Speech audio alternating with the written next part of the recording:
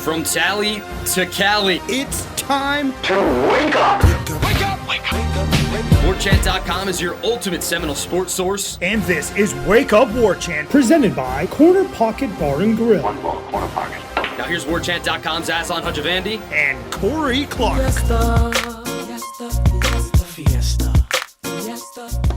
Wake up! What is up? It is Wake Up Warchant. It's presented by Corner Pocket Bar and Grill in Tallahassee, Florida. CP, It's Thursday, Corey. Lunch special going down at the Pocket. C Pizzle, CP, cheesesteak sandwich, chicken or steak. That runs from 11 a.m. to 3 p.m., $8.99, and you get a side dish with that. So go check them out over on Appalachia Parkway, Corner Pocket Bar and Grill. Corey, it's good enough for Corey Clark. What's your excuse? I was going to say there's a Friday night special, too, and it's called You Get to See Corey and Stephanie live. Probably a Saturday night special as well. Do you guys have a table like you always go to? You usually sit in the same vicinity, but is it always the same table? No, we vary. We go around. We mix around. We like to see all parts of the bar. Okay. But we're there. They got darts till 2. They got pool till 2. The Vegas wall with all the TVs. It's good stuff, man. Yeah. Established in 2006, man. Corner Pocket's where it's at, folks. Check it out.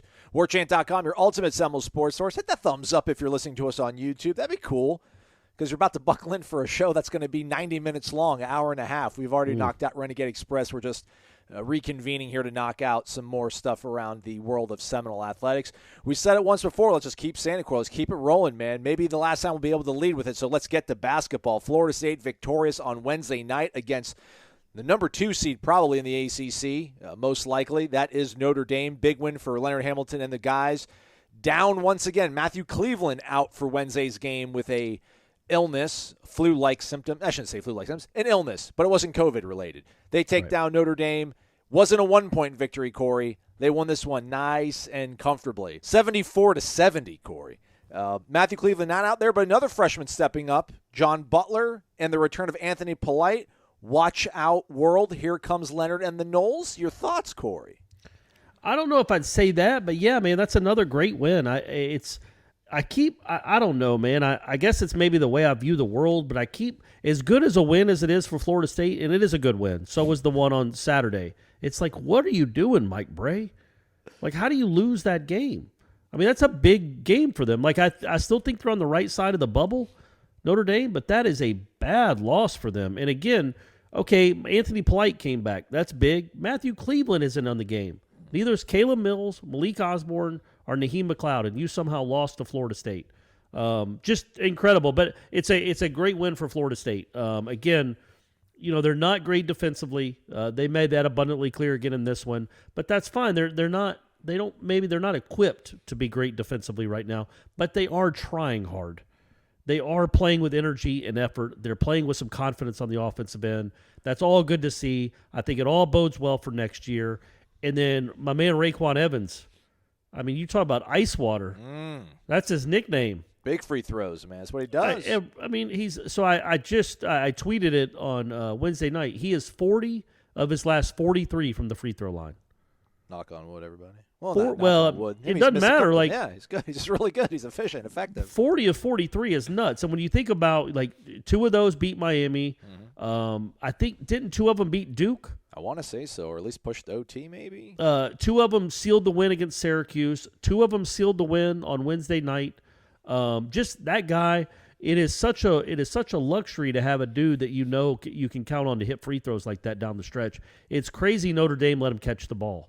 I would have put 4 guys on Raekwon Evans with 9 seconds left, down by 2. It's crazy. Absolutely. Who else was on the floor that had made a clutch free throw in their life?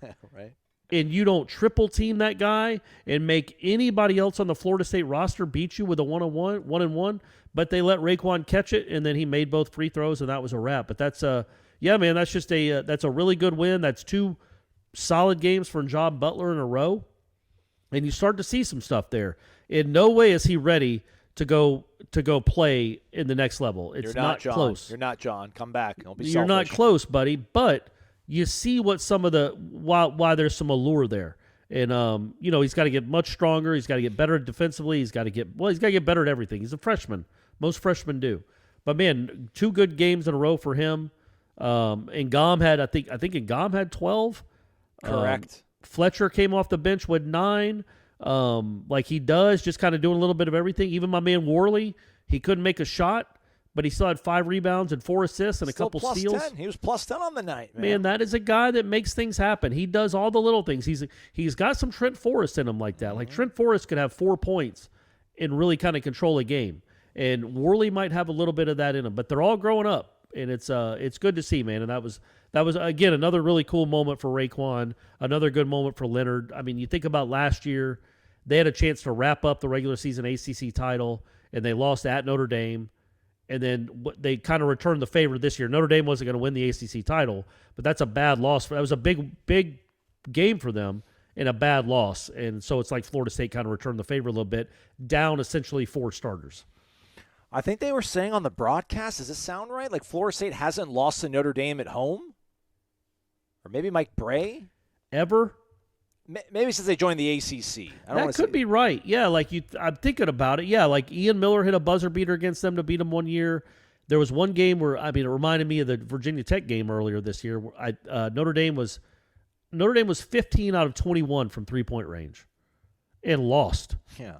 To Jonathan Isaac. I mean, that's crazy. Think about 15 of 21 is nuts. Florida State would love to shoot that at the free throw line, and they still lost the game. And then, the game, was that 2 years ago, the COVID year, where Bray was like, we're in the league too. It was 19. I think maybe it was 20. It was the COVID. It was the year the tournament was canceled. Yeah, they got robbed. Yeah, he's like, we're in the league too. And I laughed, and then that thing went viral. Yeah, they've had some bad luck at the Tuck, man. Not an easy place to play. No, sir. Unless you're Pitt, apparently. Yeah. Unless you're Pitt.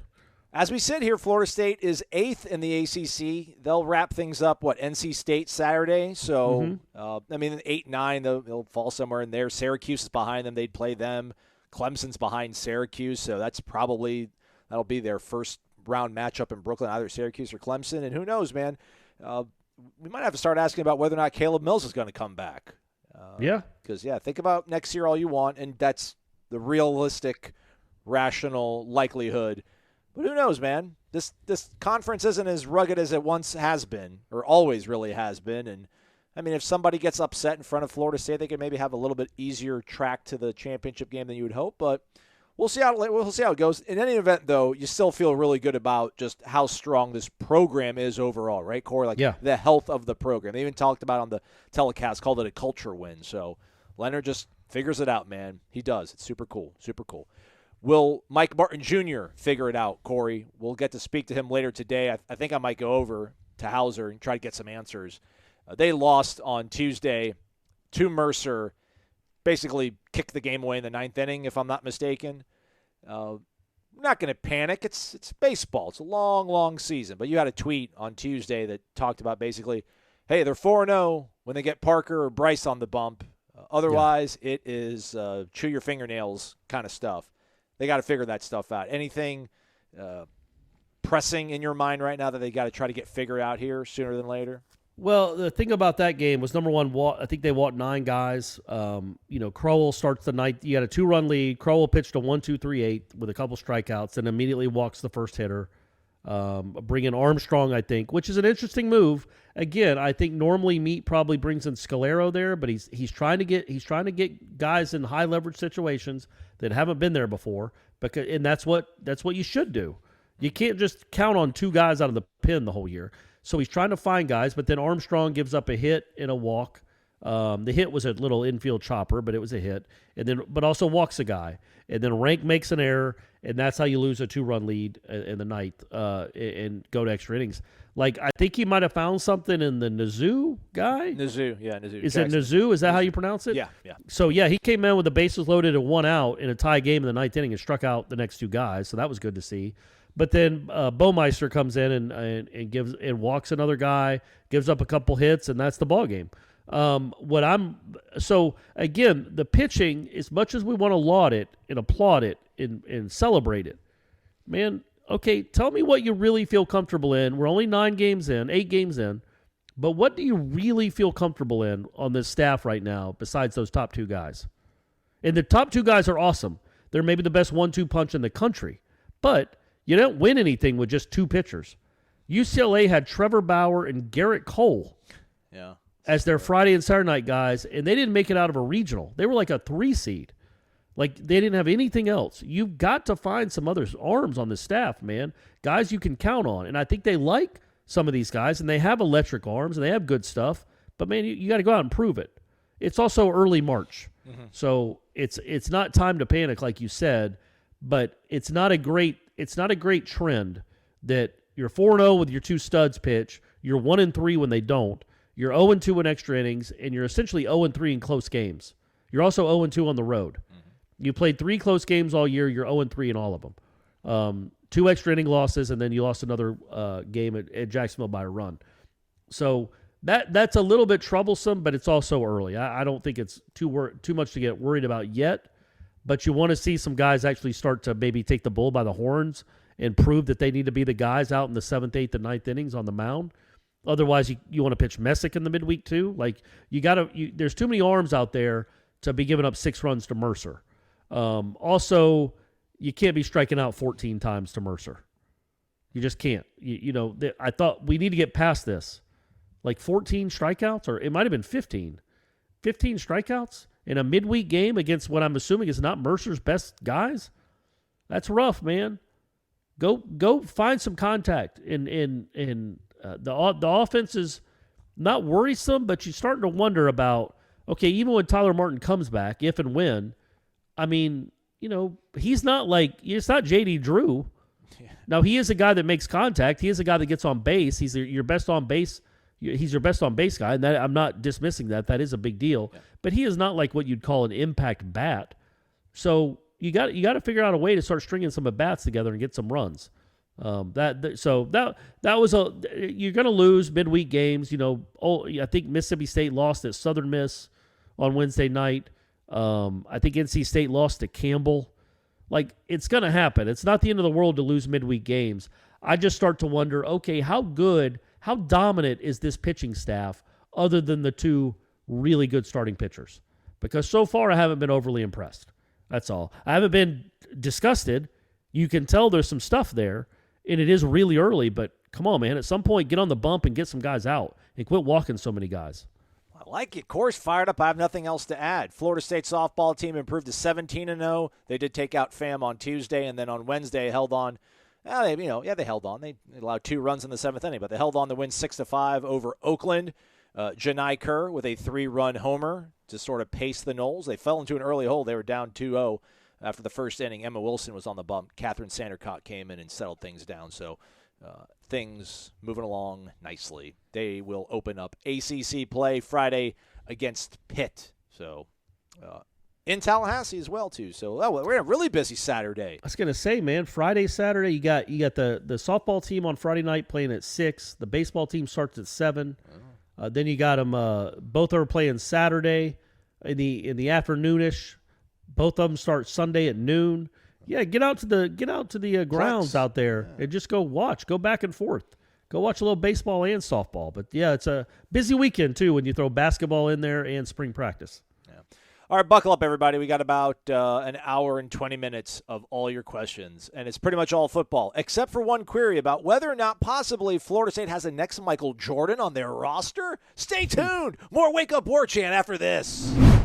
Boneless wings gone wild. Zaxby's all-new Buffalo Garlic Blaze. Saucy, savory, spicy, spectacular. Try it on the new Buffalo Garlic Blaze Boneless Wings meal. Comes with fries, Texas toast, and a drink. Only at Zaxby's. And don't forget to listen in for the Zaxby's indescribably good Player of the Week every Monday on Wake Up Warchant. All right, Renegade Express time, everybody. Get on some ponies. Let's talk football, probably, I'm guessing. All these questions come from our valued subscribers over on warchant.com's Tribal Council. Promo code WARCHANT30. Thumbs up, all that stuff. You've heard it. Let's do it again. Lake Jackson Birdman. Corey Aslan. Have you seen the footage of Mike Norvell speaking at President McCullough's investiture ceremony? I think it speaks volumes about the new administration that Coach Norvell was invited to the event and that he wore formal academic regalia. In addition, a member of the Seminole tribe was there to honor President McCullough, and President McCullough affirmed the university's commitment to a strong relationship with the tribe. Good stuff. Lake Jackson Birdman, Corey, actually posted a link on the Tribal Council to said speech at the investiture. I think I'm saying that correctly. A lot of consonants in there, mixed with vowels. It's a long word. I want to read what some other people said because I don't want to be accused of being a weird guy, or more so than I already am, Corey. So I'm going to pull that up. I would like to read T. Smith 1790's reply. My wife, he says, I don't have a wife, obviously, calls me a stick in the mud, so take that for what it's worth. But I kind of had the opposite reaction. I really like Coach and hope he succeeds, but my impression was know your audience, tone it down some. You're not in the locker room. Seminole 13 says, I was actually thinking the same thing. Love the speech, but it sounded like he was trying to fire up the president to take the field against Miami, not a presidential inauguration. Hey, he's a football coach. That's what he does. Yeah, I made it through about like a minute of it, and I was like, okay, this is a little aggressive for me on a Wednesday afternoon. Right. So I think that's the way he's like when he's in public, though. That's the way he's speaking. He does. I don't know that I don't know that he has a meter where he can dial it down to like 7 or 4 or something. I think he's always at about a 9.5 or a 10. Yeah. He believes in his message. He does. He likes to talk authoritatively. He does it a lot, and I think it just that comes across in any public setting. Probably. I bet if he was given the what do we call those speeches? At a commencement speech. There we go. At a graduation, it would sound a lot like that. Yeah, but you can. That's do probably that more apt for that, though, yes, right? Correct. Yeah. Yeah. I mean, I don't know. I've never really even heard of these things happening, but to have your football coach there seemed a little bit different. That's what Fisher Wilcox Taggart survivor said. Who the hell has the football coach speak at such a thing? LOL. They don't like Jimbo Fisher. So we are polar opposites. But, I mean, hey, he believes in the commitment and the messaging of McCullough. So, I mean, hey, a lot of people liked it too, though, so that's great. Hey, we can, not mad at anything. Anyhow, let me stop talking. Next question. Spartan Noles 71. It's Ralph. He's in Hawaii, everybody. He says, aloha, guys. How's it? Greetings from paradise. I pray you and your families are well. Likewise, Ralph. Miss Ingrid and I are doing well. Funny little story for you. Monday, I was shopping at the store on our base out here, and the cashier saw my Seminole T-shirt. She asked if I was a Noles fan. I said yes. She said she was from Pensacola. I replied, a friend of mine owns a coffee company in Pensacola named DeLuna. She replied, I know them. That's what we drink. No way. No way. Small world. It is that is crazy, man. Wow. What is that, like 6,000 miles away from Pensacola? Something like that. If it wasn't a former Marine saying this, I would say you're just trying to butter us up. But it's Ralph. DeLuna's got tentacles all over the world, all over the globe. Incredible. Corey, this week, while speaking with Warchant, Coach Josh Storms used the phrase, iron sharpens iron. Just wonder how long does it take for you to receive your royalty payments? Well, that's the problem. Like so many people say it now that I can't even... Like it's just part of the mainstream. It's part of the lexicon now. So I should have coined it back then, like Pat Riley did with three-peat, but I didn't. And I keep losing out on royalties. Plus, I don't know if you get royalties if somebody just says it in conversation. Like right now, I could say I want to hold your hand. I don't think Paul McCartney's getting money from that. He should though. I guess Michael Jackson's estate gets most of that money now, right? I think Michael Jackson bought most of the Beatles catalog way back when. Now, what happens if you're like another feather in my cap? Man, how about that? Explain it to people, Aslan. Explain it to people. No, it's going to be a long show. We got to go. You do. I know. Actually, but just do it real quick. Sum it up real quick. Wheel of Fortune, the answer was another feather in the cap, but there was like 4 letters missing total in that 30-letter answer. And basically, the last word, which is cap, it just only had the A in there. So it was a feather in your blank, a blank. And then some person guessed feather in your lap. Yeah. And then didn't they come back a second time and then guess something else different? Like maybe they actually said hat. I think they said map. Map. I thought they said map. Oh, I didn't realize that. Oh. Yeah, that's what I thought they said was map. Oh, yeah. That's and then tough. somebody rolled like a bankrupt in the middle of it all. It was just, it was a gong show. But Pat Sajak doesn't like us making light of it, apparently. He tweeted like, hey, chill out, everybody. So we'll listen to Pat. Yeah. My question for the week from the islands: how much wood would a woodchuck? I'm just kidding. Being that I'm not a big fan of the current spring game format, I wanted to ask if you could dictate the format, what would your spring game look like? Don't need to say it, but I will anyways. Love you guys. Keep up the great work. Go Warchant, hoorah. Yeah, I think I would. I don't know, man. It's hard, right? I literally don't know. I would have a real game, and I would let all three quarterbacks get reps. I think Duffy and Rodemaker should get equal number of reps. But yeah, then how many is Travis getting? And then I think what they usually the first half feels like a real game. The second half is like a running clock. Walk-ons are playing more. I don't know, man. I don't know. I'm not sure what we would do with a spring game. What's the best route to take with a spring game? Haven't we outlined, though, in all these previews that we feel like there's at least a legitimate kind of two deep at most every position, right? Other than quarterback. Yeah, I think so. Yeah. I mean, just figure out a way to compete. Make it a game like – honestly, I would like almost like an exclusively a skills competition. Although I don't know. Am I driving from Miami to watch that? I don't know. But am I driving from Miami to watch a second half running clock with walk-ons? So I mean, or would you just do like starters versus starters? Like iron versus iron. You want the first team offense against the first team defense the whole time? And second team offense versus second team defense? Do you want to flip it?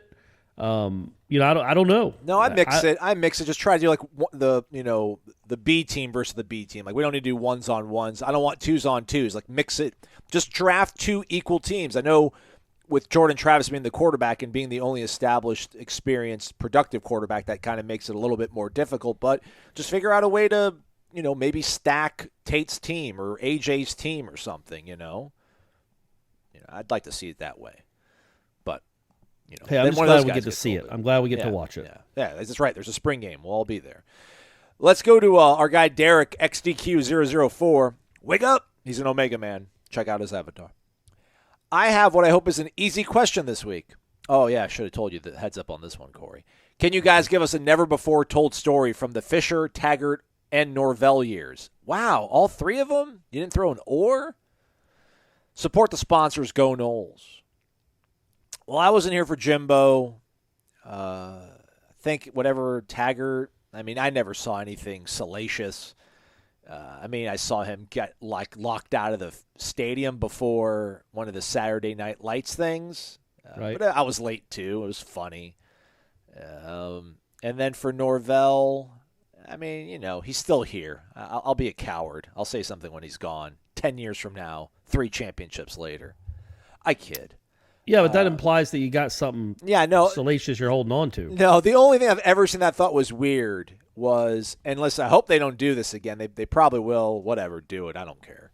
When they went to Jacksonville, that was a really weird situation, I thought, to hold a football practice. I understand it. The whole point of it was to have them tough it out, sleep on plastic mattresses and cots, and only drink water and a slice of bread, and really go out there and struggle through a football. It was like their practice. own fire festival. Right, yeah, bingo. Man, there was so they practice on an IM field. I guess they have a state-of-the-art track facility, like an oval, and then there's an infield. And I think a lot of people, maybe not the football team, but fans assumed that they were going to practice on the infield of this nice track complex. They did not. They practiced on an IM field, and it wasn't like the Florida State IM fields. It was, and no offense to UNF, but it was a field, and there was a ditch, and then there was like a nature preserve. Like they really couldn't run anything towards one side of the field because there was a ditch, and there was a ditch on the other side. And one time there was somebody blocking a sled and almost went to the ditch. Anyhow, they had boxes with PVC pipe and elbows left over, like these heavy-duty 4-inch diameter PVC pipes. And I'm like, what the hell? And then I'm like, oh. They literally made uprights. They made makeshift uprights when they were in Jacksonville. Like they didn't have real field goal posts, so they had to create something close to it. And they played like on an 80-yard field. And I'll always remember just looking down at a box, and I'm like, why are there elbows and random PVC pipes here? Because they had to figure out a way to make it somewhat, comparable to a football field. if you want to go that route to maybe instill toughness and show everybody that maybe the grass isn't always greener, you have a good thing in Tallahassee. The facilities are really nice. Maybe you do it that way. That to me just kind of spoke to like, wow, they're really embracing this thing. They've, at least they're being resourceful, I guess, if you want to look at it that way. They figured out a way to make it work. Yeah, they did. I think for the most part, any of the stories I had against Jimbo or had on Jimbo and Willie, I've already told, I think. I don't know that I have a never before told story. And if I have one, there's a reason I haven't told it, I guess. I'm not just some dancing clown that I'm not a jukebox. You just put a quarter in and I tell you an awesome story. Actually I am. I'll do anything for money. You know that, Aslan. Yeah. But I don't have anything off the top of my head that comes to mind with a Jimbo or Willie story. And yeah, if I had some salacious on Norvell, I wouldn't say it now anyway. I love this access. And again, these are things I would have to see it firsthand. I've heard stuff, but I'm not going to say stuff secondhand, So anyhow, I think that's with the previous, not with Jimbo. I'd take his secrets to the grave, obviously. Right, of course. Nole 43, it's Eric in Cincinnati. Wake up, Nole gentlemen. It's that time, Aslan and Corey. Finally, the Noles are back in Tallahassee. Rock impersonation voice I was supposed to use. How did you do that? Finally, the Rock has come back to Tallahassee in spring practice. Okay, now on to our Noles in spring practice. What are you guys looking forward to seeing this weekend on both sides of the ball? I heard Jeff on his show, the Jeff Cameron Show, say that tight end needs improvement. Is that his crusade this offseason? I feel like you mentioned it the other day about him mentioning the number of tight ends. I know Cam McDonald is our starter probably going to the season. Jeff had mentioned running backs. I thought the guy from Oregon could give Trayshawn Ward a battle for the starting position. I cannot wait to be there in Tallahassee 1 month away, coming up Saturday for the spring game and hanging out with everybody from Warchant at CP. As always, thumbs up, drink to Luna, subscribe to Warchant and the YouTube channel. Eric from the Queen City, go Noles, baseball and softball and basketball and ladies softball, that's a volleyball emoji. Ladies volleyball and men's golf. Although the women's golfer won a tournament last week. Go every sport that's in season. Go Noles. All right, Corey. What are you looking forward to seeing this weekend the most? Yeah, when it comes to tight ends, I think that is now Jeff's number one obsession with the team. His number one gripe. Which, again, if you think about it, that shows you that Florida State's made at least a stride or two, right? Like last year going in, it was linebackers, it was O-line, it was wide receivers. All those positions, you're like, yeah, this isn't good enough. Now he's shifted to tight end, which, let's be honest, isn't as important as offensive line or wide receivers. It's important, but it's just one dude as opposed to 3 guys out there on the field or 5 guys out there on the field. Or linebackers, we have 3 out there on the field. So overall, you'd say the position groups are getting better where now Jeff has to point his animus at the tight end position, which, yes, is not really a strength of this team. It wouldn't appear. We'll see. A big year for Jackson West, probably. Big month for Jackson West to see if he can actually work himself into being a contributor on this team. Because remember, they talked so highly about that guy. And then he didn't even. I don't know. Did he play last year? I don't think so. I'll double check it though. I mean, he was a freshman, so it's not. And they also had Jordan Wilson and Cam, and Jordan Wilson was better at the things that they liked Jackson West at than Jackson West was because he was 23 years old, and Jackson West was 18 or 19, so he just wasn't as physically developed. But they really like his demeanor, I guess is the right way to put it, on the football field. But yeah, you'd like to see the tight ends take a step up. There's enough of them. But yeah, no, wide receiver for me. Offense in general, wide receiver specifically is what I'm looking for. Yeah. Defense, I don't know. I really don't know. The new DBs, I want to see how they compete, if they have a chance to make the rotation at all. 103 total snaps, mostly coverage. Kick return was 73 of it, and then some punt return, field goal, stuff like that. Yeah, I mean, because they're not going to be in pads, I wouldn't think, the first weekend, because I think they have that acclimation period. So this is like in your favor, I would think, wide receivers. Let's not see that football hit the ground. Let's see some real dynamic, athletic plays being made against what we think are pretty capable cornerbacks, which that's a great development. So, yeah. And I don't know, maybe just see Jordan have a new kind of maybe velocity on the ball, a little more accuracy, although he's not terribly inaccurate. But, yeah, so I want to see the football hit the ground. I'm fine with one side winning something out there on Saturday when we're out there. And if the wide receivers go out and have a big day, that would be cool. I'll take that. Random_John. Good morning, Aslan and Corey. The common question seems to be, what are you looking for on the positive side of our team? However, we all know that a team is only as strong as its weakest link. What are you looking for that might result in us having a very not good season this year? Example, last year at practice, you all saw that we did not have big athletes. So he's got a two-parter. That's the first part. Weakest link. What are you looking forward to that might signal that things aren't going to be as rosy as we think they could possibly be? Ooh, I don't the know if there's receivers dropping one... the ball a bunch. I mean, I don't expect that to happen, especially not by the time we talk again, because like you said, it'll probably be padless, so the receivers really should dominate most of that stuff. Or not dominate, but at least be better than they were last year, be a significant step up. Well, I think he means the entire spring. He's not going so macro or micro. Right. He's a little more macro on or whatever. I don't know. If the running game is really good, I like the offensive line, but I don't know if we have any special running backs.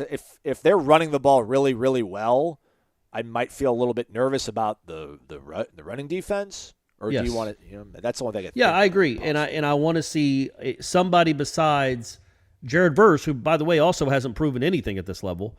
He looks the part, and he was recruited by everyone, but I want to see what that looks like and who else outside can make any sort of impact. Because if you're not going to rush the passer, if you can't, I know you're not going to duplicate what those two guys did, 4 and 11, but if you can't get close to it, if you take a significant step back rushing the passer, then the defense is going to take a step back. Doesn't have to be a leap back, but it's going to take a step back. So I want to see what they have coming off the edge. And if there's nothing there that really wows you or at least impresses you, then and it's just like more of the same of what we've seen from some of these guys.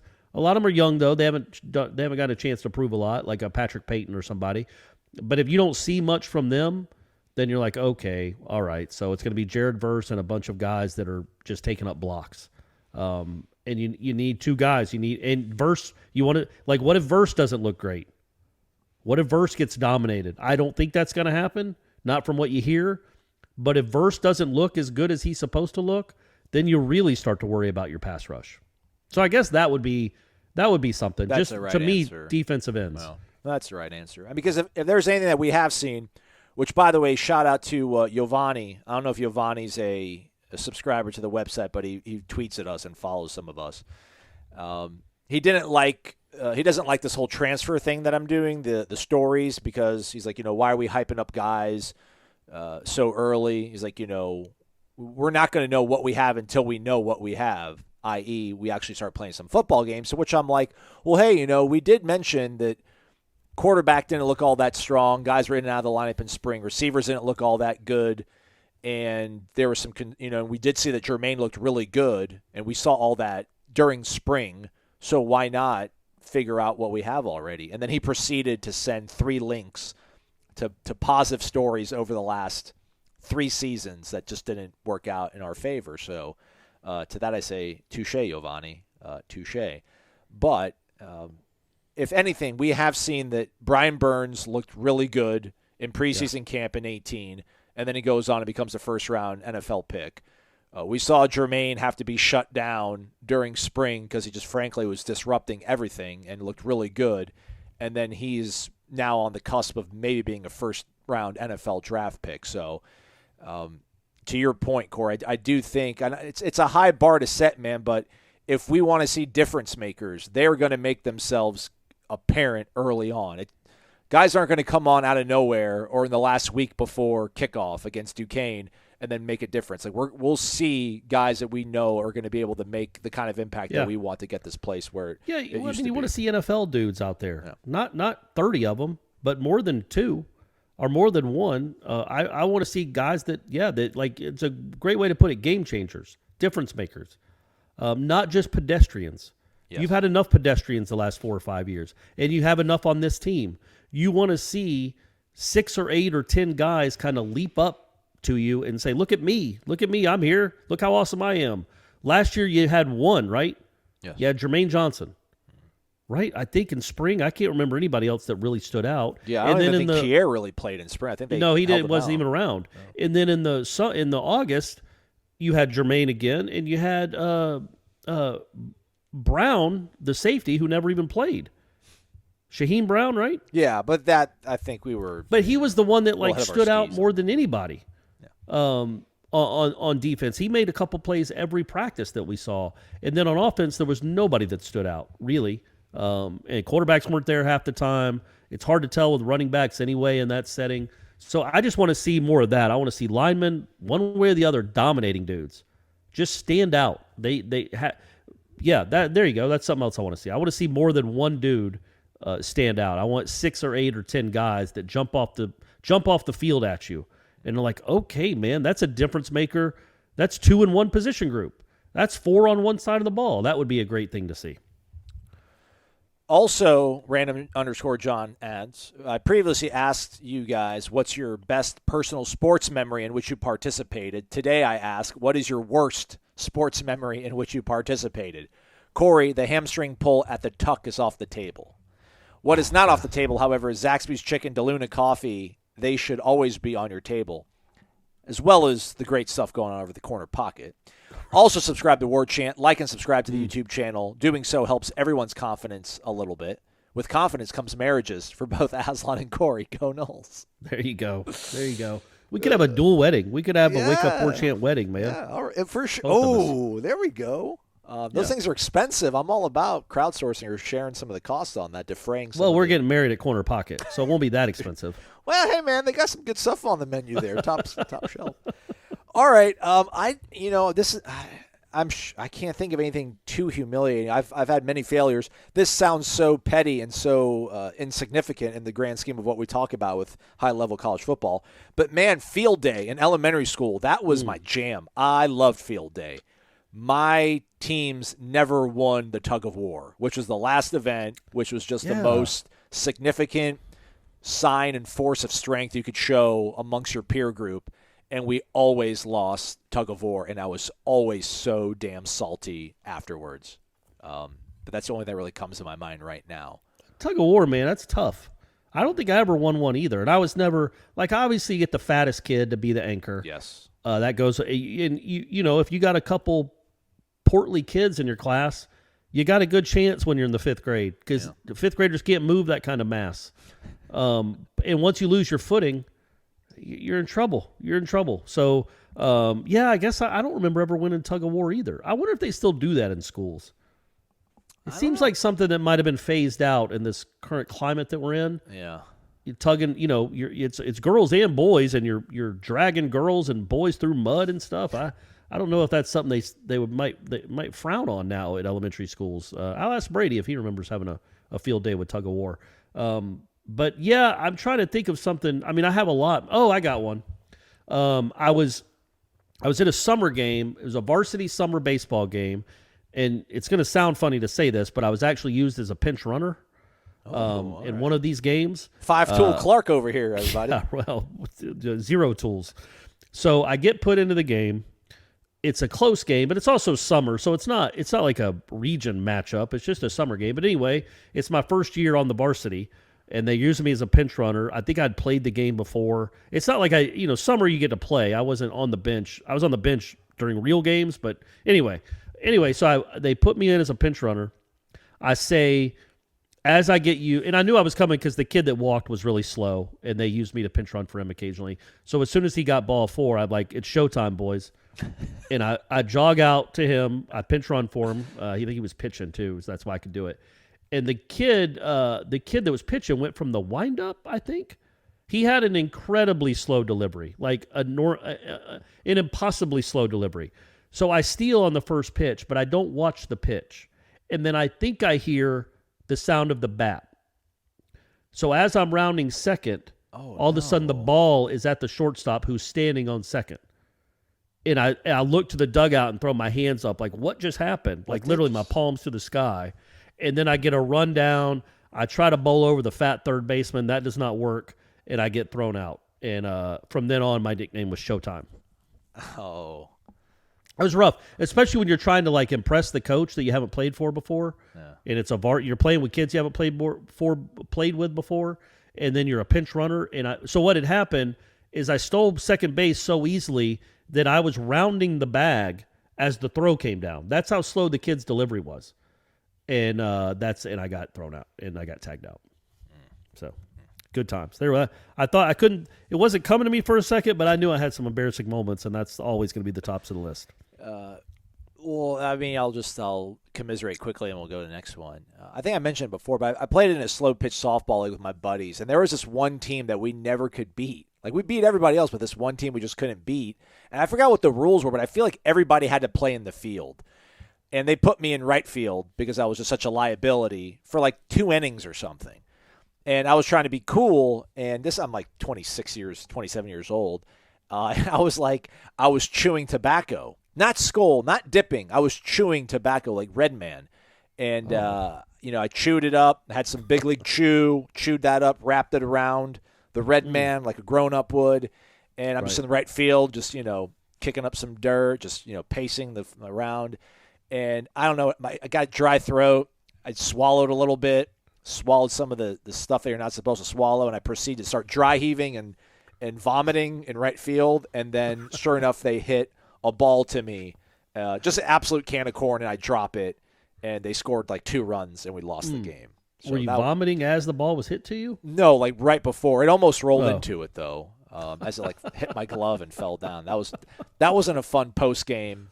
Right. That was not a fun post game. Let's go to Mark M. Adams, CZ. He's in Naples. He just wins on the golf course all the time. Wake up! Aslan, having seen Tour of Duty in person, which guys really stood out and had the wow factor, and which guys left you thinking, well, this has got to get better? Thanks, and can't wait for your coverage of spring practice. Go Noles. Hey, man, I mentioned all this the other day. But I like that you're asking me for my opinion again, Mark. Appreciate you. Thankfully, I have the notepad next to me here, Corey. I really like Jarvis Brownlee just moved so fast. And maybe just because I don't have a very high – I shouldn't say that. Jarvis Brownlee, to me, I think is probably not where we need to be in terms of like a cover corner. I love his attitude. When he speaks to the media, he's great, man. He's very candid and open. He's a great young man. I just kind of want to maybe see him, maybe get a couple more interceptions, maybe make a couple flashier plays. But he had a good game against Miami. But the way he moved around, he just was moving at a whole different level than the other cornerbacks, I thought. Again, Lawrence Toafili, when they were doing running back drills, just seemed to be kind of cut from a different cloth, running at a different speed, moving his body just in a way that the other guys weren't able to. That was really kind of a good thing to see. Otherwise, I mean, there's nothing I would see out there that made me think, what are we doing with this guy? Because again, it's they're in jersey and shorts. I mean, there was like one of the freshmen, or I'm like, they gave that kid a scholarship, but he's a freshman. Right. He'll have time to develop his body. So, there was nothing. I didn't walk out of there at any point. There was nothing, and I'm not trying to. I'll be the negative guy or the positive guy. Like it was 5 a.m. I'm like, let's just get this thing over with. 6 a.m. I'm sorry. There was nothing I saw that made me think, oh boy, they're still just not close.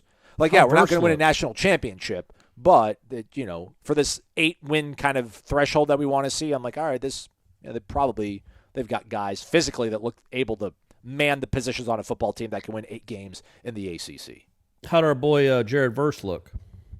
I thought Verse looked okay. I mean, physically, yeah. I mean, I'm trying to think of just seeing somebody. I'll always remember being on the field for the Alabama game in 2017 and just being in the end zone where Alabama was and seeing like Alex Leatherwood and, I don't know, like Trey Bozeman and, just whoever their center was that's playing in the NFL. And I'm just like, golly, man. Like, they're just so Jared Verse isn't that. But Jared Verse, like, I'm like, hey, man, I'd like to switch physiques. I would take that. Okay. But And you like your physique, so that's saying something. Yeah. But yeah, I mean, we'll see. We'll see how Jared Verse looks here. But yeah, I mean, he looks great. He looks like an All-American in a shirt and shorts. Got a good physique, good lower legs too to match with his upper body. So, yeah, that's what I got. So by the way, I don't want to jinx it, but I'm down 4 pounds. I was about to say, how did the whole? You're so what? You're only going to work out when you're in Tallahassee, or has it given you a regiment? So I have I work. I do the exercises there in Tallahassee with the personal trainer, Bill, good dude, and then not Bill from Corner Pocket, another Bill, and then I come up here and I kind of the things that he's gotten me to do down there, I try to replicate up here. Like I don't have a bench press to like sit down and do a squat, but I can squat on my couch or something, or I can do planks on my carpet. I can do push-ups. I can do the sprints from side to side. The box steps, I use my coffee table. So I'm trying, man. But so I'm trying to keep it going even when I'm not down there. So that was my concern. It's like I don't want to be a dude that just works out every other week. I mean that's better than not working out any weeks, but I want to work out every week. So I'm also watching what I'm eating. I'm not drinking soda much anymore or beer. There we go. So yeah, man, it's a whole. I mean, I can't wait to see what I'm going to look like. I'm going to look like Van Damme. Like 93 to 97 Van Damme probably is what I'll end up looking like. I just imagine you doing steps on your coffee table. Be careful, man. Yeah, that's how it's all gonna end. It's a little too high. It's not all that firm. I'm gonna misstep and I'm gonna fall and hit my head on the cabinet that's next to it, and that's how it all stops. You have stairs in your home. Can't you just like instead of taking like one step, like take like a 3-step lunge and then lift your body? I did run up the stairs 25 times. Okay. That was another exercise I did. But yes, that probably makes more sense to just use the stairs instead of the coffee table. Island Chief, not to be confused with Island Boy. Wake up! After a brief hiatus, I return with my piercing questions that satisfy my need to know the rest of the story. Oh. Spring is bound to expose us to new wrinkles in the team, but my interest is in how Alex Atkins, Tony Tokars, and Randy Shannon change us on the field. Will their philosophies and coaching be visually evident? Can we get into the top 50 in third down success on both sides? Missed you guys in my ear. Thanks for the information and the smiles. Welcome back. There's nothing that says they can't get in the top 50 in both. Yeah. They're allowed, they can do that. That's and you're not saying to be top 10 in both. Top 50 isn't asking a lot. If you're well coached and have good enough and have decent players, you should probably be in the top 50 in both. So yeah, hopefully that happens here in year number 3. Will it be visually evident their philosophies? We've seen Alex, we've seen his offensive line. Now play calling is going to Mike Norvell. So yeah, again, I don't see anything. I am interested to see the linebackers, but again, I don't think you're going to see it much in the spring. Do they trigger faster downhill? Do they blitz more? Is that kind of the stuff that Randy Shannon might bring? I don't know, but I don't think there's anything we can see in this next month that will absolutely illuminate what Atkins and Shannon and Tokars are doing. I think it's going to look, especially on offense, I think it's going to look a lot of the same because it is the same. It's the exact same offense. You just don't have Dillingham on a scooter anymore. You got Tokars and Norvell kind of running the show there, and Atkins. Sorry. I guess we'll see how they drill stuff. I think defensively, offensively, I can't imagine they're going to drill things much differently. Maybe Tony's got some kind of drill that he likes doing as a former quarterback that he'll integrate into what they do. But I imagine they're going to look kind of similar the way they're being coached up. Alex isn't going to change the way he coaches his guys up now that he's offensive coordinator. But Randy Shannon, maybe there's some stuff that he'll throw out there that we haven't seen defensively. Like, okay, they'll be better tacklers. They'll be more ferocious. Maybe there'll be things like that of that nature. But in terms of like seeing it in the spring game, maybe by the spring game, on a day-to-day basis, we'll have to see if they drill new stuff. I would say, to Corey's point, defense, linebackers, most likely out of those three because there's just much more coaching experience and kind of room to change and move around. Why would Alex change what he's doing? And Tony, this is his first time. Well, not his first time. He was on the field. He was a tight ends coach, but, coaching the quarterbacks. Warpath Nole, wake up! I got 3 questions for you with spring ball about to start and hope is running wild. Okay, here we go. All right, first one, which What is each of your most memorable spring practice, spring game moment that you were at? So I guess you can pick one of those. I'll always remember Cromartie catching a pass in the spring game. Or was it spring practice? Maybe it wasn't a spring game. I think it was a spring game. But it was like 2004? Whatever year he wasn't hurt. And you're like, wow. Right. He's going to play both sides of the ball, and he's going to be great. This is awesome. That was my memorable spring play, probably. Other than Kalen's hitting that hole. Well, whatever. Yeah, that was a good one. Yeah, that was a good one. And mainly because of Terry running him down. Yeah. Like, Terry was like, whoa, my gosh, that guy was shot out of a cannon, and he's huge. I would say, the obvious answer is Jameis. Since I've been here, that was the whole day, but especially the first pass. That was a walk-on that beat LaMarcus Joyner, and the pass was thrown perfectly. And then he also had a back shoulder throw for a touchdown later in the game. I would say all things Jameis when it comes to the wow moments where I was there. Because usually spring games kind of all run together, honestly. But that one in particular was like that was the dawn of something, and you could almost feel it. You did feel it. Down into plums.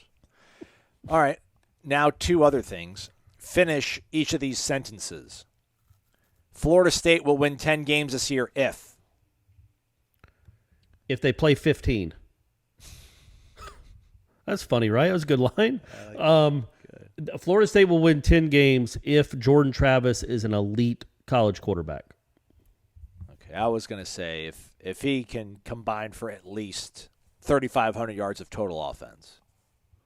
Although I almost want to say like 4,000 because you have to be really good to carry this team, which I think you still have to as quarterback of what they've got. 38. Florida State will win 10 games this year if Jordan Travis can give you 3,800 yards of total offense. He gave you 2,000 last year, but he also didn't. He didn't start all 12 5 games, right? Yeah, exactly. Well, did he miss? Was it 5? Well, he missed Jacksonville State. He missed Wake. half of Wake Forest. Louisville. He missed Louisville, so that's 2.5, and then he missed NC State, so that's 3.5. He missed like half of, I guess not half of Florida. So he probably missed a quarter of the Notre Dame game. Yeah, and then so I'd say all told he probably missed 4 games all told. So if you extrapolate that out, what did you say he had total yards? About 2. Yeah, he had a shade over 2,000. He threw for a little bit over 1,500 and ran for over a little bit over 500. Yeah, so you're talking about he probably would have had 2,800. So, yeah, you're talking about another 8,000 yards out of him. 10 games. Yeah, that seems about right. Yeah, 100 yards a game from him. 80 extra yards from him will probably result in 7 more points and might result in 5 more wins. Florida State will win 6 games or less this year if Jordan Travis gets hurt. Yeah. There you go. That's the answer. Thanks for all you guys do, Warpath Noel. I shouldn't say that. That's just me right now talking on March 3rd. By the way, happy birthday to my sister. And Herschel Walker, both born on March 3rd. I don't know how I remember that. That's weird. But anyway, March 3rd, I'm saying if Jordan Travis gets hurt, I have no confidence that this offense will be good enough to withstand something like that, and they can lose to literally everyone on their schedule. But let me see what these quarterbacks look like over the next 5 weeks. I'm not writing off Rodemaker. I'm close to it. Tate, this is your last chance. Come on, buddy. You're wearing the black jersey at tour of duty. Show us what you got. Like Al Pacino. Show me what you got.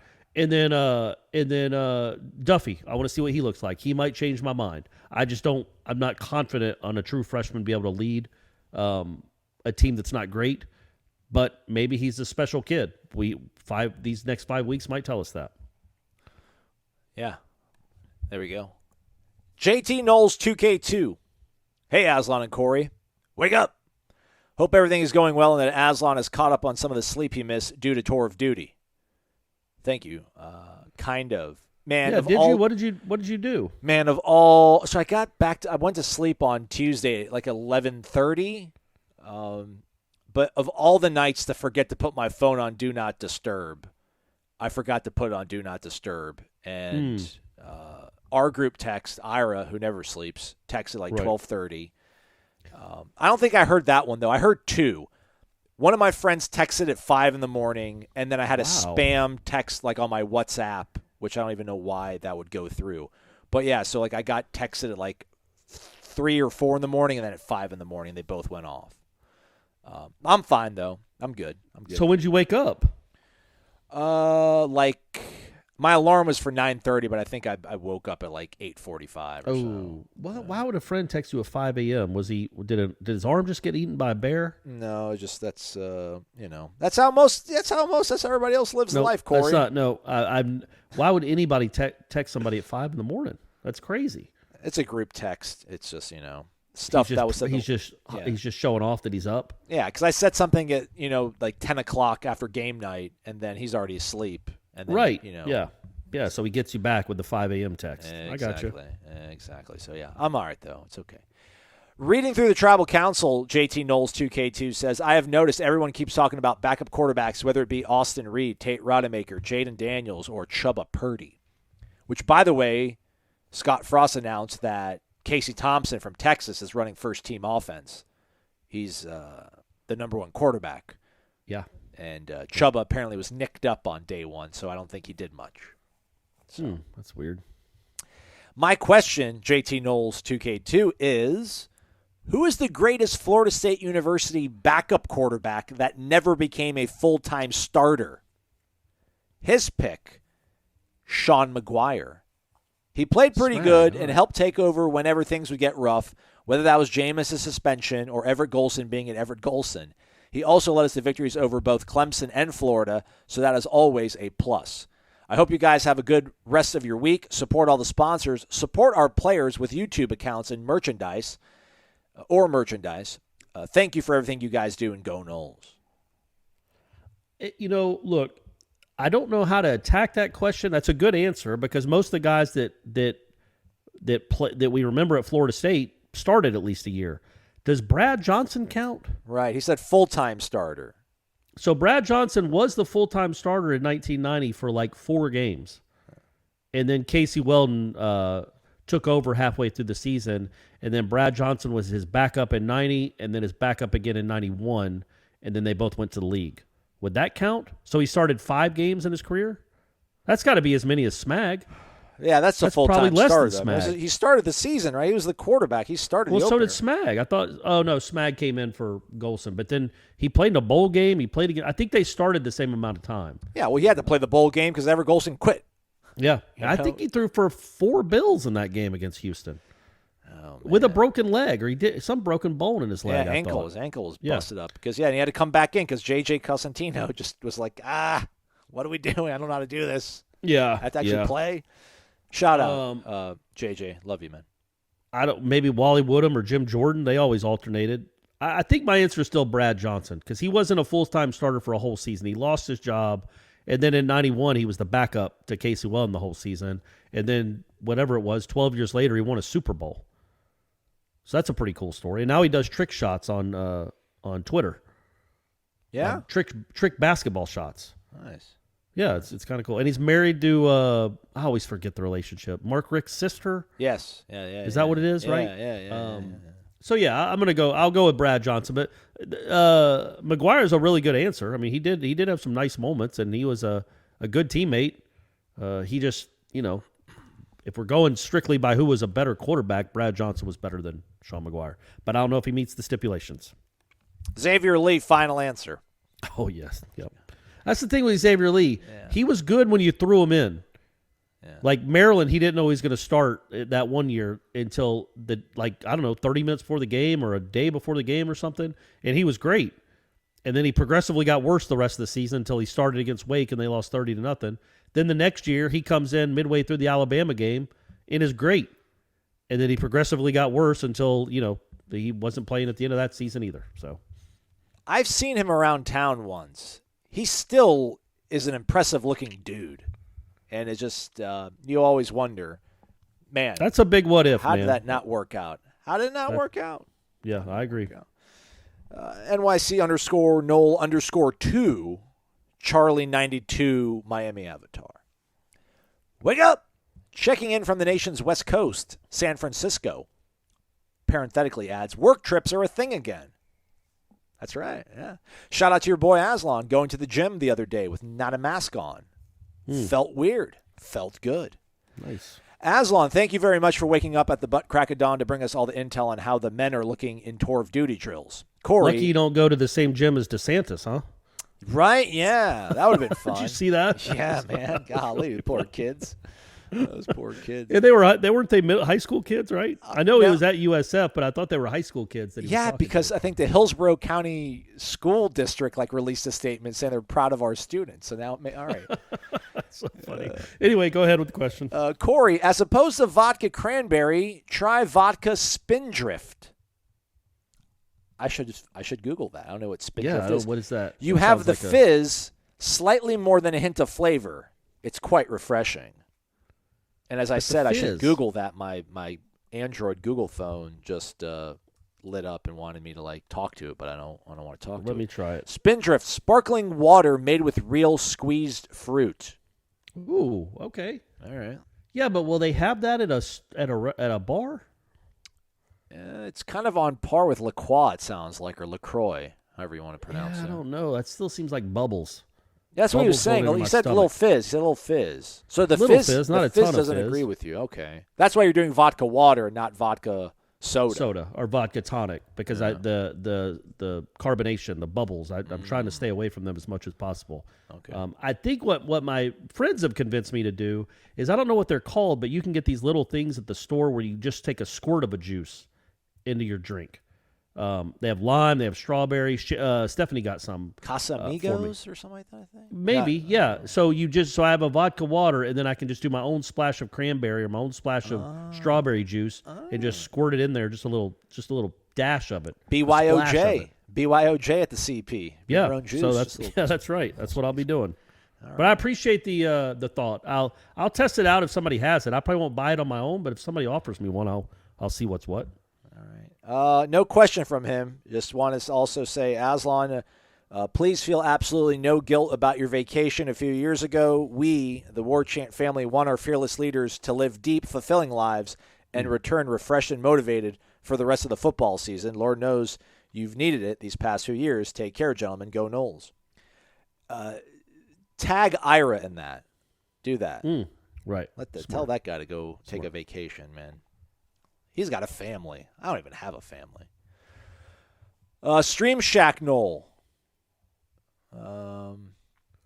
We got to skip over him. First-time person. Didn't tell us where he's from. Oh, that hurts. That stings. I'm kidding. He's got him and his lovely family as his avatar, his son, and his... All right, we'll read it. Seems like a nice guy. I think this year will be a true measurement of Jordan Travis's ability given the wide receivers they have brought in. Why, with all the talk about receiver and offensive line struggles in previous years, has Jordan not been looked at as the only productive player and game changer on that side of the ball? Curious to see your thoughts on this. Well, shoot, Stream Shack looks like he joined November 29th of 2021. Corey's been, Corey pointed out that in 2020, if Jordan Travis wasn't here, they probably don't win a single football game. Correct. And we saw what happened when he didn't play last season. Corey and Ira were very ahead of the curve on that. I was not. I was wrong. It's fine. Yep. It happens. He's. I feel at least in this corner. Remember that one corner of the show, he's been getting that. The backlash after the Clemson game was what really upset. Not that I'm not friends with Jordan Travis. I don't have an NIL deal with him, but it really upset me, the backlash to his performance in that game, as if he wasn't the reason they won all the other games. You saw what happened when Mackenzie Milton tried to play quarterback, when Chubba Purdy tried to play quarterback, when Tate Rodemaker tried to play quarterback, even before that with Blackman, although it was a different coach, or it wasn't. You saw it with James Blackman in Mike Norvell's offense. Jordan Travis is the only reason the offense has moved at all the last 2 years. And there have been 4 other quarterbacks that have taken a shot at it. And it was just bizarre to me that because he wasn't the best defense in the country gave him fits. Oh, yeah, he also has a not good offensive line and no receivers that can make plays. That might have something to do with it too. And it was just like he got so much backlash. It was bizarre to me. because I've never sat here and said he's a Heisman winner or he's one of the best in Florida State history. But yeah, if not for him, I don't know that Mike Norvell might have one win as a Florida State head coach. If he'd had the current crop of quarterbacks he's been given, I don't know that they win another game other than the one last year. Didn't they have a blowout last year against a really bad team, like a Delaware State type of team? But other than that, man, UMass. UMass, there you go. Yeah, I mean, we could have quarterbacked Florida State to a win over UMass, but other than that, man, he's been good, and yeah, that's what I've always said is he gets so much grief for what he can't do. Well, he's never had a. Let's see what he looks like with an offensive line that can keep him upright for longer than a second and a half, and let's see what he looks like with receivers that don't have to be wide open for him to try to throw them the ball. He might actually just, it's man-to-man. I'm just going to throw it up and hope my guy makes a play. And, he might actually make a play. And that's going to make Jordan Travis look a lot better too. So, again, not a Heisman winner, not an All-American probably, not a first-round pick. But, yeah, he's been a solid to good quarterback for Florida State. They went 5-3 last year in the games he started. They went, what does that mean? They went 0-4 in the games he didn't. And the 3 losses were an overtime game to Notre Dame, at Clemson by a touchdown, at Florida by 3 points. Those were his 3 losses. And he played well at Florida. And he, I don't know. He had the interceptions against Notre Dame, but he also put up 28 points in that game. So anyway, yeah, you're not hearing that from this show for sure. I get told I'm a Jordan Travis apologist all the time. Yeah, at least for my side of the show. Yeah. I'm trying to think. I mean, other than the first quarter against Notre Dame, the one series he played at in Jacksonville State, there was never a time where you're like, man, this kid just doesn't. He's not good at all. And I know that's not what Stream Shack Noles is trying to say. No one's giving him any kind of, and that's a low kind of bar. But yeah, I mean, the more he played, you're just like, this guy has just got to be a complete pain in the rear end to defend against because. Yeah, man, he was throwing the ball. I mean, he didn't turn the ball over. And he, even though he didn't maybe have a lot of time, he still found ways to evade some stuff and make things happen. He did make some pretty crazy plays, and then he also can run, obviously. So, he's a tough ask for a defense to slow down. Now, some did, not all did, but, it took really good ones to kind of figure it all out. We will see what he looks like now with what I think we can all agree now is it has to be at minimum now an adequate offensive line. Adequate to maybe hopefully a good receiving core. Yeah, so that's a big deal too, man. Yeah, the Florida game, whatever. I mean, he lost that one was like a straight up loss right there. Clemson was too, but that was probably a little bit of a tougher ask. But at no point you're just like, man, pull this guy. And it wasn't even because, well, who else are you going to put in? We know that these other guys can't do it. But I never watched games with him and thought, what the hell is he doing? Get him out of there. And I know that's a weird kind of low bar to set, but I just don't want it to be kind of interpreted as people thinking that he has no shot. I just wonder what we want to see from him. I know what I want to see from him, and I think we saw in the last half of the season. That's why I'm like, okay, they can probably win 8 games. A little bit better offensive line, a little better wide receiver play, because he has a grasp of what they want to do. All right, we got a couple more as we wind things down here on the Renegade Express. Again, a reminder that luncheon Friday, we'll have plenty of reaction from that. Mike Norvell will speak to the media. We'll get all the assistant coaches as well, and then Saturday, obviously, the first day of spring football. All this available at warchant.com. 3 more. Back in day, no question. Very poor podcast. Worst I have ever listened to. Sorry there about you go. that. That's nice. I like that he chimed in though. Yeah. I'm glad I didn't have to live the rest of my life without hearing his dumb opinion. Oh, hey. He used to play football for Florida State. It was a joke. Yeah. Bourbon is your friend. It's Dave. It's Bardstown, Kentucky, y'all. I don't have to worry about him listening to me saying that. Touche. Maybe not. Well, that would be crazy if he listened to the worst podcast he's ever heard.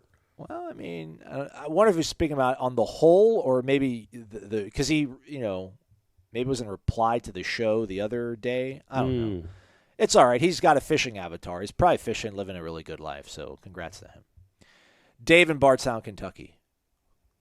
Oh, actually, I can read somebody sent me a sick burn on YouTube. I'll read that maybe here at the end. Bourbon is your about friend. Me or about you? No, it's about me. So you'll like that. Oh, I know, okay, I know that's fine. You haven't been conditioned. You haven't had to condition yourselves Right. I hate that to the stuff. barbs that people throw at you. Right. I'm gonna pull up my phone right now and read. Just get it all out the way. Shout out to him though for using his real name. So he's not a coward. He uses his real name on YouTube, which is crazy. This was him commenting on the Greedy Williams video that I did. Don't really hide my disdain for the fact Warchant injects Aslan into every single show. You just want to be able to switch it up. That said, this type of thing is what you would see on SportsCenter. Not saying it's Rinaldi level, but I really enjoyed this, and it could really set Warchant apart from the group and maybe help VIVE fans. Give fans different options. It just turns every single show into the same show when you have the same damn host. Which, I don't know, I mean, sorry. I'll stop doing those. Let's go to Dave, Bardstown, Kentucky. Oh, hey, it was nice that it sounded like there was a pretty compliment splashed in there too, though. Yeah.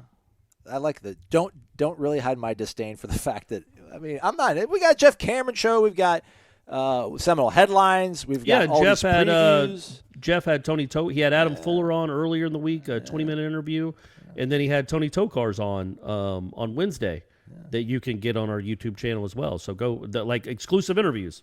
So go watch those as well. Ira spoke to Henry Crockett one-on-one. That's available. I had nothing to do with that. I'm nowhere found. Let's go to Dave. I do Seminole headlines. You're not even a part of that. You guys never won't let been a me. part of that. Won't You don't let even me. listen to Never. it anymore. Corey, he says, I really like your idea on taking a transfer quarterback, Austin Reed, or someone from the Division II level who would be excited to come in and compete for the starting job at our iconic brand. It made me wonder, have you ever had an idea that you liked so much you approached the head coach with that idea and then brought it up to him again a week later and then again every time you saw the head coach?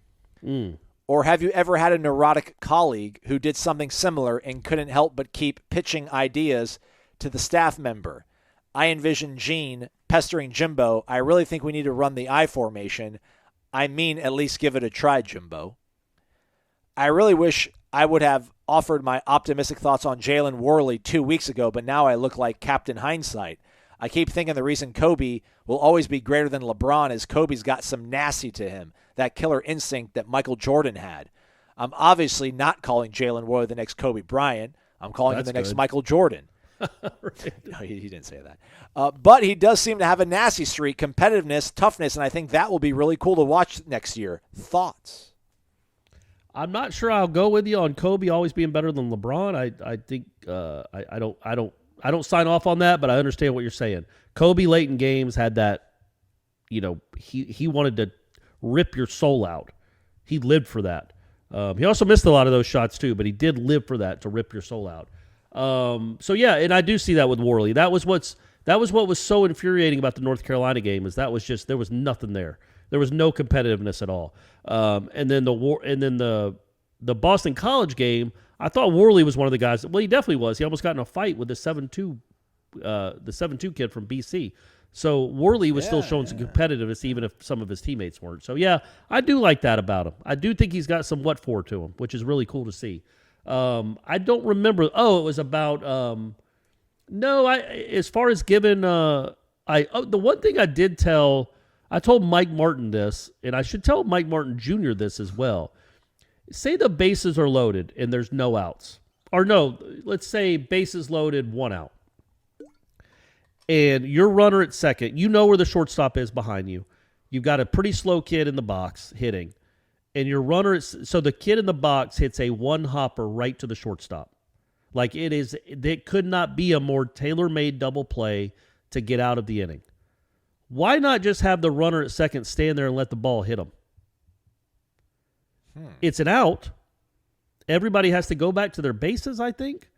But the inning doesn't end because you can't assume a double play.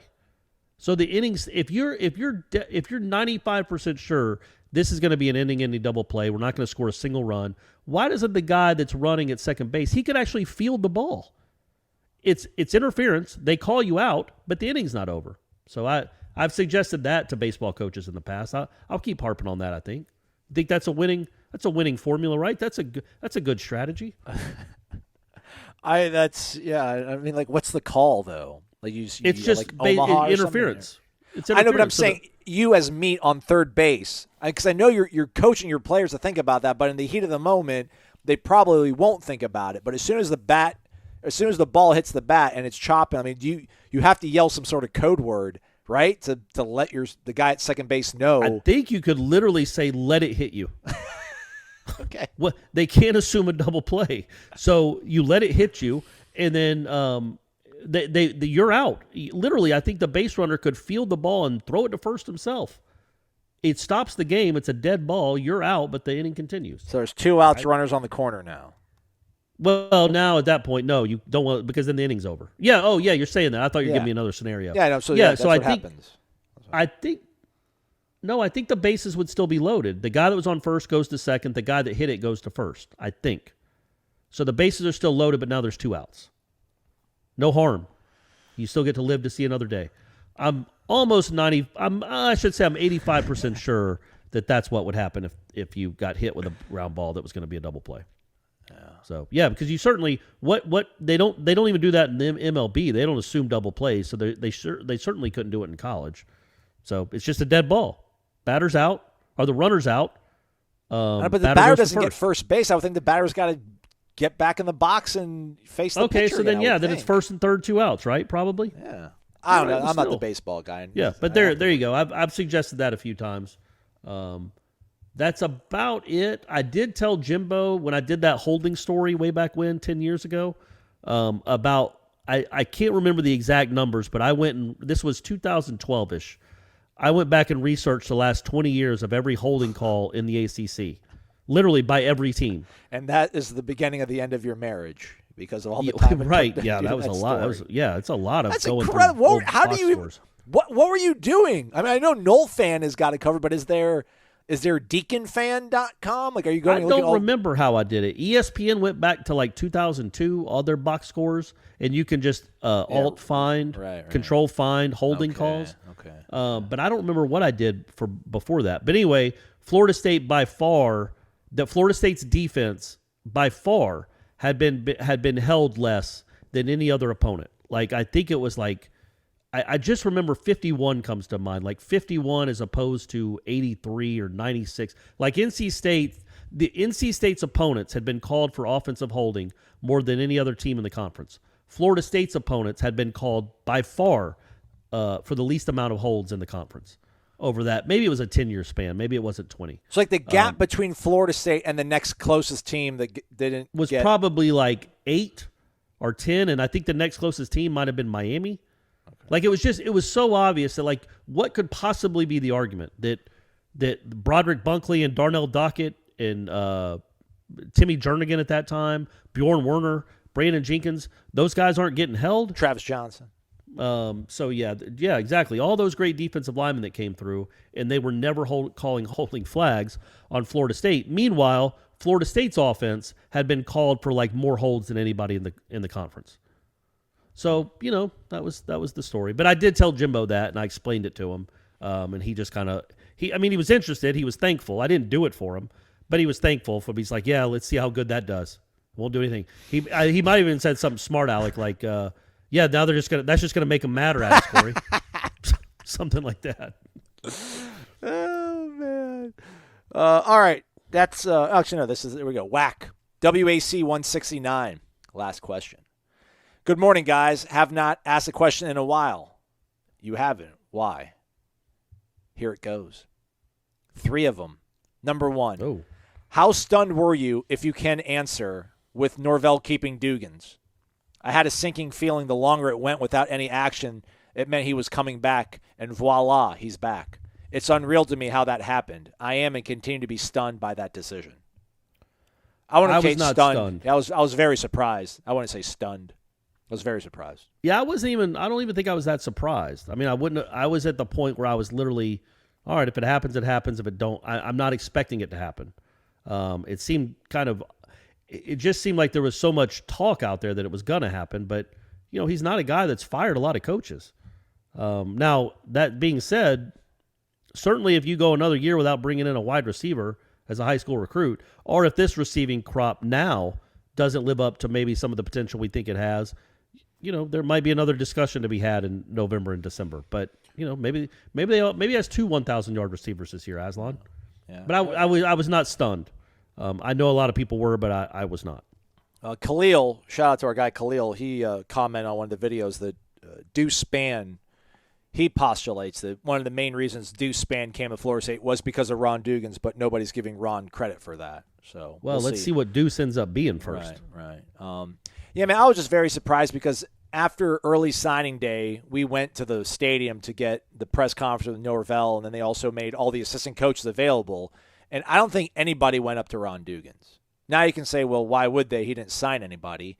But, hey, maybe ask some questions, figure out why not, like what's going on. So he was on his cell phone, and he kind of almost seemed like he was trying to avoid talking to people, too. Like he was kind of in the corner, back turned to most of us, on his phone, and not necessarily phone pressed against his ear on a phone call, but just like noodling around on his phone.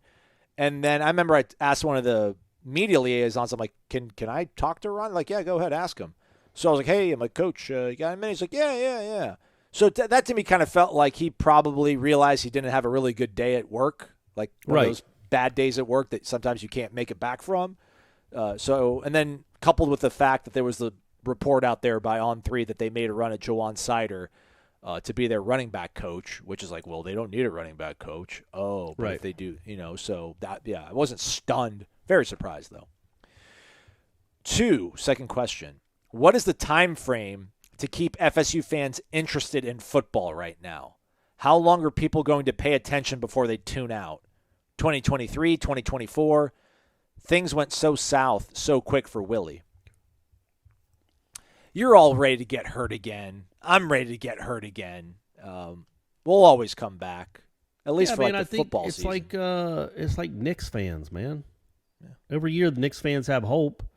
It's misguided and never delivered, but they always have hope. And I think Florida State fans, I would hope they just wouldn't go away. Like you could get disinterested in the season and say like, I don't want to watch this anymore. This team's not any good. I get that. Knicks fans do that. As a Hawks fan, I've done that plenty in my life, and a Braves fan too, although not as much. But you maybe lose interest in the season because you can see it's going nowhere. But I don't think that means you lose interest in the program. I don't think that's what fandom is about. So I think that I don't think that'll ever happen. Now, apathy can set in, and changes need to be made when that happens. But when the changes are made, hope springs eternal. You're going to be right back to, okay, this might be the guy. This guy's the guy that's going to get us back on top. So I don't know. I think 5-7 again, 6-6 the year after that, or 5-7 and then another coach, and whatever ends up happening after this year, I don't think people are just going to throw their hands up and say, I'm done with Florida State football. That would be an odd reaction to me. Well, he's not saying might be that, done tuning out. How long does that happen? It won't, though, because, all right, here's the thing. A new head coach will always bring interest back. Right. You folks listening to this, you're listening to an hour and 20-minute long podcast in the middle of March about them. You guys are different. Like, we love you guys for that. Like, literally. I love you guys. Without you, I don't have a job. But my friends are not nearly as inquisitive about the football team as they were when I first started this job. Like, they are very much tuned out to it. They'll watch the games. Yeah, they'll get together and they'll watch the games. But, man, if they lose to LSU, that next Saturday, I bet you they're going to do chores instead of getting together and watch the game. They'll work on the house. They'll do. I mean, one of my best friends who's a huge Florida State fan, huge Florida State fan. I remember he texted me one day. He's like, dude, I haven't listened to your guys' show in 4 weeks. He's like, I don't even care anymore. He's like, I've been just doing yard work on Saturdays. I'm like, damn, really? Right, but I guess my point, my question would be, what if they beat LSU? Oh yeah, no, yeah. Then we're gonna have more. We're gonna have more listeners. Can we come over for the Clemson game? Can we stay? Well, no, not even that. Not even just using them as an example. We'll have more listeners for that Monday show. Absolutely. Our Jeff Cameron's show will get more viewers than it has. All so will Seminole headlines. That all ramps back up really quickly when they're good. Absolutely. But yeah, if they go, if it's another meandering, borderline bad season, if you go another 6-6 again. yeah, people will tune out that particular season. Exactly. But I think come back. the hope will spring eternal again when the next season starts, because that's how fandom works typically. Yeah, and we'll write a whole bunch of encouraging stories to keep you guys entertained. And We'll videos. lie to you if we have to. We don't care. We'll straight up lie and tell you that this is the best team Florida State's ever had. But as always, the first answer is the right answer. I think the Knicks metaphor is perfect, or the analogy.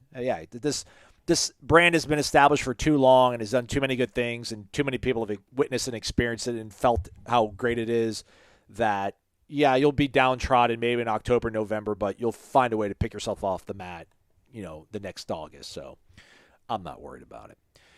Last question from him. Actually, I don't know, maybe there's two graphs, so let's just read it, Aslan. 3, I think Mike Norvell is doing a good job, but with the financial differences between the conferences, how is Florida State able to compete for national championships losing $20 million? I guess he's probably talking about the gap is $20 million to SEC schools every year. I mean, I know Florida State isn't going to win the national title this year or next, but I would like to think and have the illusion that by 2025, maybe they can be in the hunt, ? At least give me some hope. Being down $20 million every year makes it impossible to recruit the players to win national championships. Schools getting that much money can simply direct boosters to NIL options, correct? Let me continue. Or hire the best coaches and get the best facilities. Yeah, I think that's where that comes. I don't think you can divert. I mean, who knows? You can. Well, the money can go wherever it wants. I mean, the guy that's giving you, that TV money, the $20 million you're losing, that's going to the athletic staff, department. Yeah. That doesn't go to the NIL deal. But on top of that, the booster money does. So their boosters don't have to pay maybe as much for coaches and coaches' contracts and buyouts, because that TV money comes rolling through. And that's why Auburn can fire a coach every 2 years and pay out a huge buyout, because they know that TV money's coming. Florida State doesn't really have that luxury, and that's my worry. Right now, things first. I mean, aren't most contracts though footed by the boosters? Like, you'll look at Norvell. Like, Norvell's, salary, his base salary is like $250,000 that he gets from the university. Then everything else is paid by the boosters practically. So even that TV. I mean, I would have to think though that it helps you're getting at some point, $50 million in TV revenue, and you got a coach that you still owe $6 million to that year, that you can use some of that $50 million to go pay that bad boy off. Yeah, you're right. It does. I don't think it goes into the actual. I think you can go into the buyout. You do whatever you want to buy out that money, however you get it.